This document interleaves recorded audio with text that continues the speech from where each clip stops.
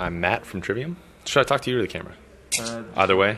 Talk to me. Okay. Just switch around. Hi, I'm Matt. Nice to meet you. Well, nice to meet you.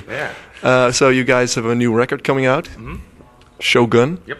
Where are you guys into Japanese traditional culture, or? No, the album isn't like a concept album on Japanese things or themes or anything. The title Shogun came about. I was in Japan on our second tour. We've been there like 4 or 5 times now, and I was on a bus tour.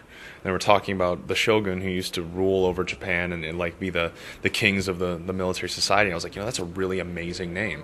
And I was like, that's a really epic name too. So when we started noticing this music was coming out very epic and, commanded something, it needed something that had that epic feel. We felt that the Shogun was the perfect title for the album. Okay. But the album, it's not like a history album on Japan.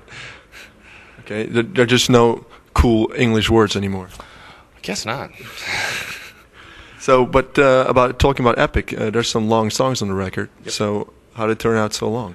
It's just with this record, we wanted everything to be completely natural. Everything down to the style, to what we did. We didn't care what happened on this record as long as it came out naturally. We didn't want to force anything. We didn't want anything to be a certain way, and that explains literally everything. It explains the long songs. It explains why there's me singing from the lowest possible note I can do to the highest possible falsetto note and everything between, from the lowest screaming to the highest screaming and everything between. It's just what the music we felt called for. If we felt the music wanted it that way.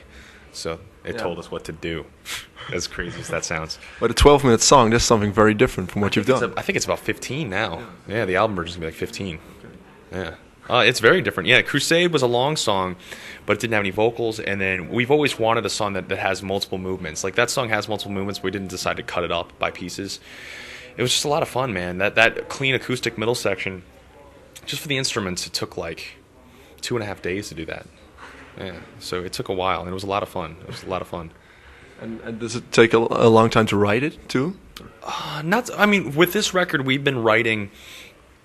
Do I have any shit hanging from my nose? I feel like I do. Sorry. All right, anyway.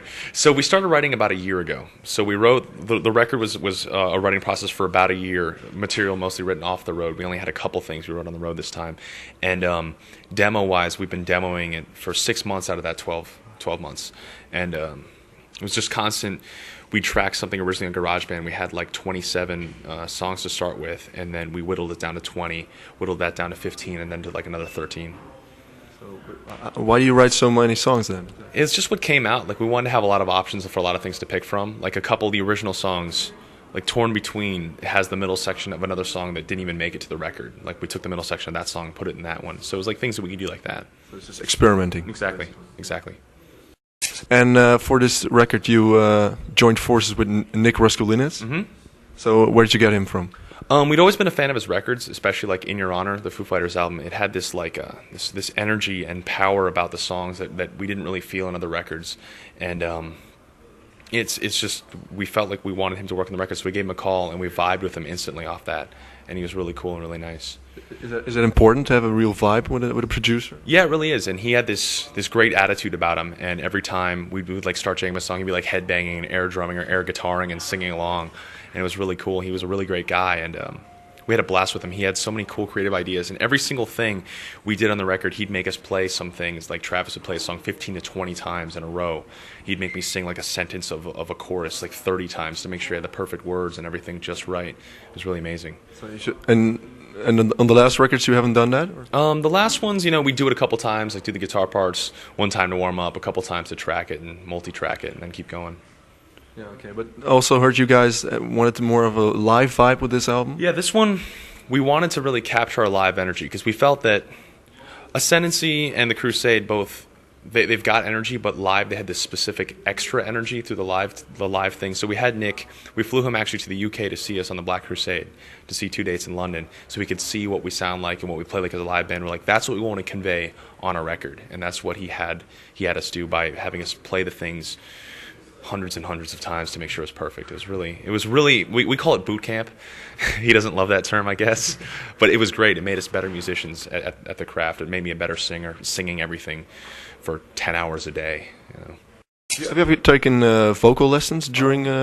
During this session, no. I took like a church choir teacher way back when, like after Ember. I did 2 lessons with Ron Anderson, who's worked with like Axl Rose and Kelly Clarkson. And then I did a couple lessons with Melissa Cross, who's that Zen of Screaming teacher who teaches people to scream, but I had her for vocals on the Crusade. This time I had 1 vocal lesson with the guy who runs our Trivium World Fan Sites official company. We had that guy, he's a classically trained opera singer, so he gave me an opera lesson. And that actually helped me with like the fundamentals of singing as well. That's just pure coincidence that he's a singer? Or? Yeah, it really is. So he just gave me 1 opera lesson. We were just going to film it as kind of like a funny thing to put on our fan site so they can watch me taking an opera lesson. That was about a year ago, but that really helped me out a lot. It helped me out with breath control and singing and all that. But aside from that, not too much. Just touring helped me get in shape vocally. Yeah, I guess you have been touring a lot lately, and yeah, we started touring in April of 2004 and finished touring last December. So we're kind of on the road since then. So, and don't you miss home when you're touring that much? Always. I mean, I love playing the shows. I love like doing the interviews and doing the music videos and all that stuff. But being away from home on that downtime when you're not doing anything is very hard, and it gets lonely. But video games, booze. No, I'm just kidding. No, that's why I try to do things to keep my mind off it. Like, I always bring out a video game system with all my favorite games because I'm 12 years old, and I try to stay fit and go around. There's a lot of really cool cultural stuff to see that we wouldn't normally get to see with a normal job from back home. So that's always great. Life isn't that rough. No, it's great. It's great. It was rough as hell when we first started, but things are picking up and getting pretty awesome. So we're having a good time with it. Yeah, once you make a little money, it all gets a lot easier. I guess so. It still is pretty hard at times, but it gets more comfortable. When you start playing bigger venues, there's actually a dressing room to hang out in. But when you first start off, there isn't. There's nowhere to go but your van. And do you look back on those days sometimes? Yeah, I mean, back in the day when we used to tour in a van, we'd sleep in like Walmart parking lots, and we'd eat 1 time a day, and it'd be like Denny's or Waffle House or something terrible for you like that. Never shower, never sleep, never eat. You'd sleep in the van with a bunch of like 7 other smelly ass dudes. Maybe some random chick was in there with one of them, and like it's just around everybody and smells bad, but it was worth it. It helped us prepare for what was to come, and then as you progress in that and work at that and hammer at that, life gets easier and a little more comfortable.